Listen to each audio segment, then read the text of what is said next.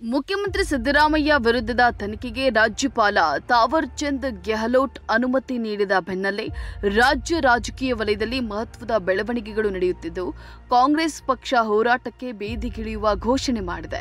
ಈ ಮಧ್ಯೆ ಪ್ರತಿಪಕ್ಷ ಬಿಜೆಪಿಯು ಪ್ರತಿಭಟನೆಗೆ ಮುಂದಾಗಿದೆ. ಮತ್ತೊಂದೆಡೆ ಯಾವುದೇ ಕಾರಣಕ್ಕೂ ರಾಜೀನಾಮೆ ನೀಡೋದಿಲ್ಲ, ರಾಜ್ಯಪಾಲರ ಆದೇಶದ ವಿರುದ್ಧ ಕಾನೂನು ಹೋರಾಟವನ್ನು ಮಾಡಲಾಗುವುದು ಅಂತ ಹೇಳಿ ಮುಖ್ಯಮಂತ್ರಿ ಸಿದ್ದರಾಮಯ್ಯ ಪ್ರಕಟಿಸಿದ್ದಾರೆ.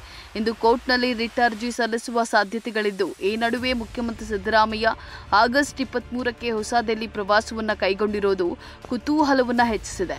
ಮೈಸೂರು ನಗರಾಭಿವೃದ್ಧಿ ಪ್ರಾಧಿಕಾರದ ನಿವೇಶನ ಹಂಚಿಕೆ ಹಗರಣ ಸಂಬಂಧ ಸಿಎಂ ವಿರುದ್ಧ ತನಿಖೆಗೆ ರಾಜ್ಯಪಾಲರು ಆದೇಶವನ್ನ ನೀಡಿದ್ದು ಆಗಸ್ಟ್ 22ರಂದು ಶಾಸಕಾಂಗ ಪಕ್ಷದ ಸಭೆ ಕರೆದಿದ್ದು ಸಭೆಯಲ್ಲಿನ ರಾಜಕಾರಣ ಬೆಳವಣಿಗೆಗಳ ಬಗ್ಗೆ ವರಿಷ್ಠರ ಜೊತೆ ಚರ್ಚೆಯನ್ನು ನಡೆಸಲಿದ್ದಾರೆ.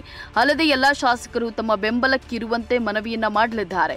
ರಾಜ್ಯಪಾಲರ ಆದೇಶಕ್ಕೆ ತಡೆ ನೀಡುವಂತೆ ಹೈಕೋರ್ಟ್ ಅರ್ಜಿಯನ್ನ ಸಲ್ಲಿಸಿದ್ದಾರೆ.